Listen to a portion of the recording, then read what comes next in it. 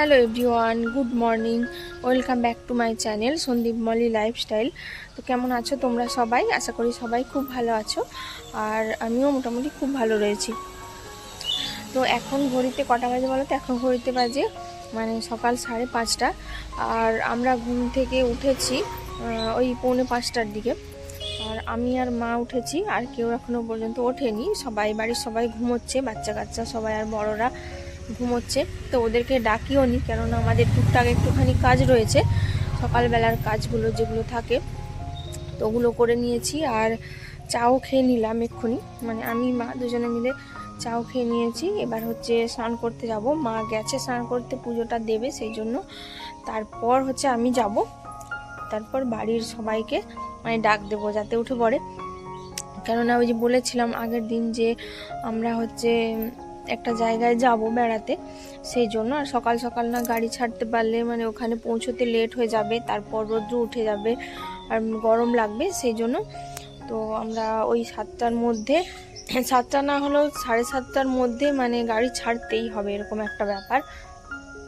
তো আমাদের একটা ইকো গাড়ি ভাড়া করা হয়েছে, তো ওটাতেই আমরা যাব, ওটাতে করেই যাব। তো চলো তোমরা পুরো ব্লগটা দেখতে থাকো। আমি এখন থেকে ব্লগটা স্টার্ট করলাম, তোমরা পুরো ব্লগটা দেখলে বুঝতে পারবে, আর আমাকে তো নতুন করে কিছু বলতে হবে না। তো তোমরা ব্লগটা দেখো, তাহলে বুঝতে পারবে। তো চলো আবার আসছি পরে। তো তারপর দেখো একে একে সব বাচ্চাগুলোকে ঘুম থেকে তুলে দিয়েছিলাম। আর সকালবেলায় তো মা চা করে নিয়েছিল সবাইয়ের জন্য, তো আমাদের চা খাওয়া হয়ে গেছে। এবার বাচ্চাগুলোকে দিয়ে দিয়েছি, কেননা ওরা তো বেশি কিছু খেয়ে যেতে পারবে না, আর খাবেও না অত সকালবেলা, সেই জন্য একটু অল্প করে চা আর বিস্কুট দিয়ে দিয়েছিলাম। তো ওরা ওটাই খেয়ে নিয়েছে। আর আমার স্নান হয়ে গেছিলো, আমিও স্নান করে একদম রেডি হয়ে গেছিলাম, আর বাচ্চাগুলো স্নান করেনি। আর এইদিকে দেখো সবাই মিলে এখন রেডি হয়ে গেছে, তোমরা তো দেখে বুঝতেই পারছো সবাই রেডি। ননদ, আমি, মেয়ে আর ভাগনা ভাগ্নি, শাশুড়ি মা, সবাই রেডি হয়ে বসে আছে। আর এদিকে হয়েছে কি, একটা ঝামেলা হয়ে গেছে। যে ড্রাইভার দাদা আসার কথা ছিল, তো ওর আসার কথা ছিল 7টার সময়। তো আগের দিন রাত্রেবেলা ওর সঙ্গে কথা হয়েছে তোমাদের দাদা ভাইয়ের, তো ও বলেছিল 7টার সময় এখান থেকে মানে একদম গাড়ি ছেড়ে দিতেই হবে। কিন্তু এখন ঘড়িতে 7:30 মতো বেজে গেছে, আর আমরা দেখো সবাই মিলে ওয়েট করছিলাম বাইরে। আর হচ্ছে ভীষণ বিরক্ত লাগছিল বসে বসে। তো ওই যে ড্রাইভার দাদা, ওর বাড়িতে একটু প্রবলেম হয়েছিল, বাড়িতে না সরি, তো ওরই শরীরে একটু প্রবলেম হয়েছিল, তো সেই জন্য আর ওকে ফোন করছে বারবার, তো ফোনটাও ধরছে না। তো সেই জন্য তো পরে যেটা বললো আমাদেরকে যে ওর ফোনটা সাইলেন্ট হয়েছিল, বুঝতে পারেনি। তো তোমার দাদাভাই তো ফোন করেই যাচ্ছে, কিন্তু ফোনটা আর ধরছে না। আর ওই দাদার বাড়ি আমাদের বাড়ির থেকে খুব একটা দূরে না। তো তারপর আমার বর আবার মানে স্কুটি নিয়ে গেল ওই দাদার বাড়িতে। তারপর ওর হচ্ছে মানে শিঙি মাছ থাকে না, ওই শিঙি মাছ হচ্ছে কামড়ে দিয়েছিল হাতে, মাছ ধরতে গেছিলো, সেই মাছ ধরতে যাওয়ার সময় হাতে কামড়ে দিয়েছিল, হাতে ভীষণ যন্ত্রণা করছিল, খুবই অসুবিধে হচ্ছিল। তো সেই জন্যই হচ্ছে মানে এতটা দেরি হয়ে গেল আর কি। তো যাই হোক, ঘড়িতে তখন আমরা যখন রেডি হয়ে বেরোই তখন ঘড়িতে 8টা বেজেই গেছে। আর এই যে দেখো লাস্ট পর্যন্ত মানে গাড়ি চলেও এসছে, আর আমরা এই যে উঠবো গাড়িতে এখন। তো গাড়িটা দেখে না মনে অনেকটা শান্তি হলো, কেননা বাচ্চা কাচ্চারা সবাই রেডি হয়ে বসেছিল। তো ওদের মধ্যে একটা আশা যে আমরা সবাই মিলে বেড়াতে যাব, এই মুহূর্তে যদি না মানে গাড়ি আসে তখন তো মনটাই ভেঙে যায়, তাই না? তো সেই জন্য তো দেখো আমরা হচ্ছে এই যে এক এক করে গাড়িতে উঠে পড়ছি এখন। আর শুধুমাত্র বাবা একাই বাড়িতে থাকবে, যাবে না, আর সবাই মিলেই আমরা যাচ্ছি। এই যে দেখো এখন হচ্ছে গাড়িতে উঠে বসে পড়েছি।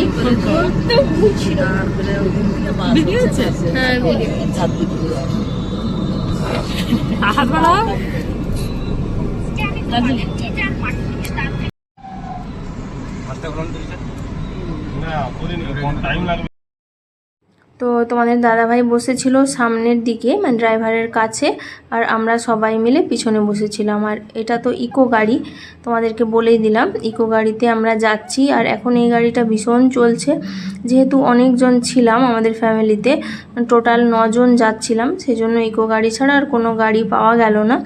তারপর আমরা যেহেতু অনেকটাই লেট হয়ে গেছিলাম, আর ওখানে মানে নিকো পার্কে যাচ্ছি আমরা, তোমাদেরকে বলে দিলাম। আর ওখানে কি বলো তো, যেতে যেতে অনেকটাই লেট হয়ে যাবে, তো সেই জন্য আমরা গাড়ির মধ্যেই টিফিনটা করে নিয়েছিলাম, মানে সকালের ব্রেকফাস্টটা। তো আমরা মুড়ি খেয়েছিলাম, যেহেতু অনেকটা রাস্তা জার্নি করে যাব, সেই জন্য। আর প্রচণ্ড গরম ছিল সেই দিন, তো এতটা যে গরম হবে আমরা বুঝতে পারিনি। তো এর আগের দিন মানে ওয়েদারটা অনেকটাই ভালো ছিল, কিন্তু যেদিন ওখানে আমরা গেছিলাম সেদিন যাওয়ার পর ওখানে আমাদের অবস্থা ভীষণ খারাপ হয়ে গেছিলো। তো আমরা গাড়ির মধ্যেই মুড়ি, চপ আর মিষ্টি, এগুলো মানে চানাচুর, এগুলো সব একসঙ্গে, চানাচুর তারপর শসা, লঙ্কা, পেঁয়াজ, এগুলো একসঙ্গে মাখিয়ে আমরা খেয়ে নিয়েছিলাম। তো তারপর দেখো, এই যে এটা হচ্ছে মা ফ্লাইওভার, এর উপর দিয়ে আমরা যাচ্ছি, আর মানে ভীষণ আনন্দ উপভোগ করতে করতে যাচ্ছিলাম। আর তোমাদের দাদাভাই যেহেতু এই জায়গাটাতে থাকে, সেজন্য আমাদেরকে সবটা চিনিয়ে দিচ্ছিল, যে এইটা ওই, ওইটা ওই, এইরকমভাবে চিনিয়ে দিচ্ছিল প্রত্যেকটা জায়গা। তো যাই হোক, তারপর এরকম করতে করতে আমরা লাস্ট পর্যন্ত এসে পৌঁছালাম, আর তখন প্রায় ওই 12টা বাজতে চললো। তো এরকম সময় আমরা পৌঁছেছি। আর দেখো গাইস, গাড়ির থেকে নেমে দেখি যে ওখানে গরম আমাদের এখানের থেকেও দ্বিগুণ বেশি। তো আমরা মানে ওখানে গিয়ে মানে পস্তাচ্ছিলাম যে আমরা এসে কি ভুল করলাম। এখানে এই সমস্ত জায়গায় কি বলো তো, শীতকালে আসাটাই বেটার, তো গ্রীষ্মকালের জন্য এই সব জায়গা নয়। তো যাই হোক, আর আমাদের কি বলো তো, মানে একটা প্ল্যান হচ্ছিল দার্জিলিং যাওয়ার। তো দার্জিলিং যাব বলে ভেবেছিলাম, কিন্তু কি বলো তো, কোনো একটা প্রবলেমের জন্য মানে সবার সুবিধা হলো না, তো সেই জন্য আর যাওয়া হয়নি। কিন্তু এই প্রচণ্ড গরমে ঠান্ডা এলাকা যাওয়াটাই বেটার। তো যাই হোক, আর এই নিকো পার্কে আসার কথাটা আমি প্রথমে তুলেছিলাম, কিন্তু আমার মস্ত বড় ভুল হয়ে গেছে। তো আমি বুঝতেই পারিনি যে এরকম একটা প্রবলেমের মুখে পড়তে হবে, মানে এরকম একটা প্রচণ্ড মানে গরমের মুখে পড়তে হবে। তো যাই হোক, আমি প্রথমে বলেছিলাম এখানে বেড়াতে আসার কথা, তো আমার কথায় সবাই এক কথাই রাজি হয়ে গেছিলো। তো এটাই ছিল আমার মস্ত বড় ভুল।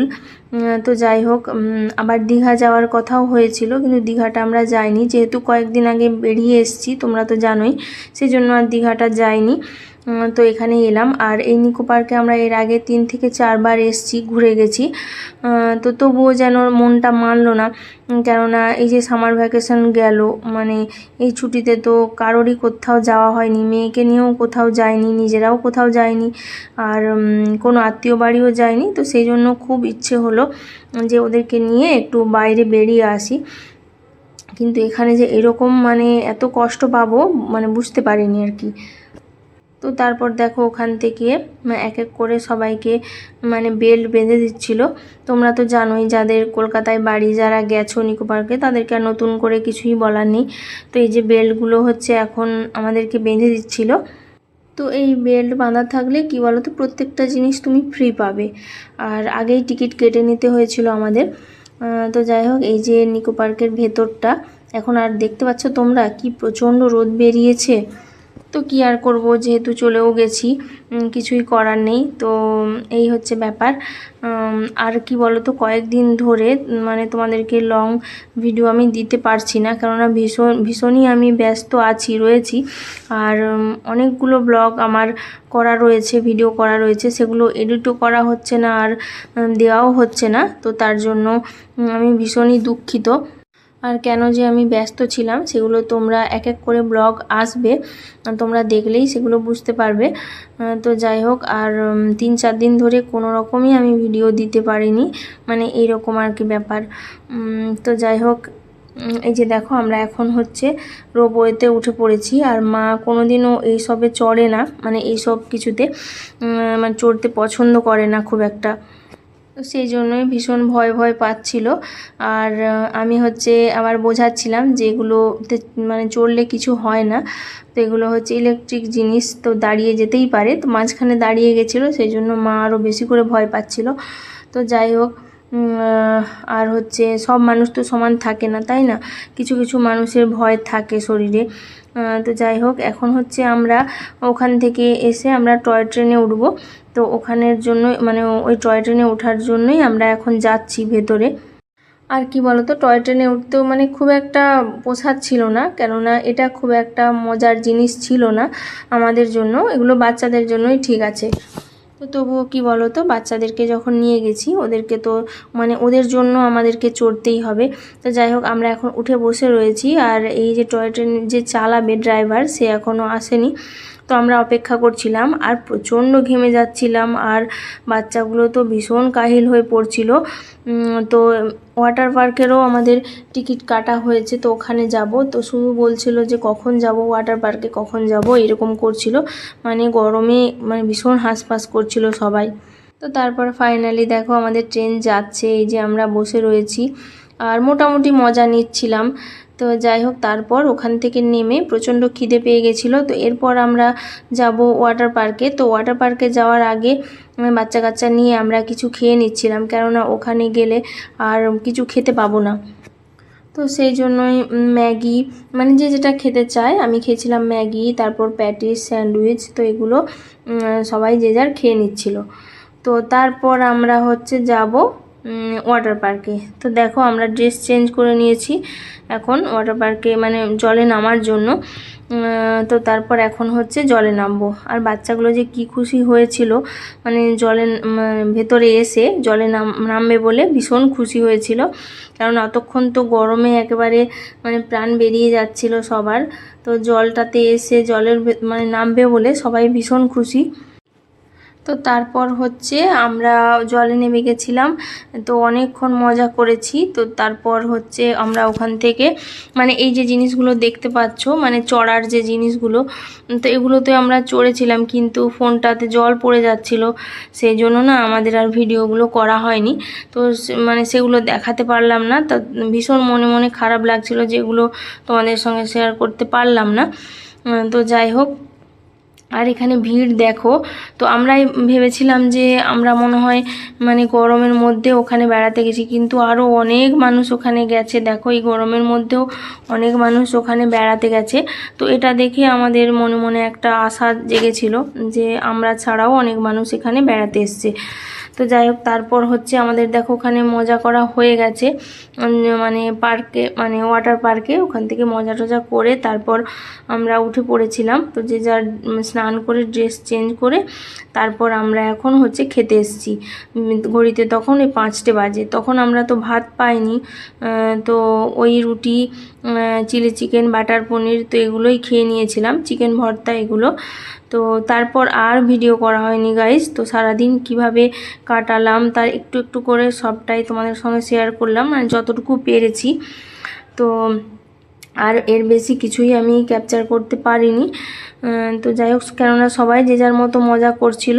তো যাই হোক, আজকের মতো ব্লগটা এই পর্যন্তই। কেমন লাগলো সবাই কমেন্ট করে জানিও। ভালো লাগলে একটা লাইক করে দিও, আর আমার ভিডিওগুলো যদি ভালো লেগে থাকে আমার চ্যানেলটাকে অবশ্যই সাবস্ক্রাইব করে দিও। আর তো আজকের মতো টাটা, সবাইকে জানাই গুড নাইট। সবাই ভালো থেকো, সুস্থ থেকো। দেখা হচ্ছে পরের একটা নতুন কোনো ব্লগে।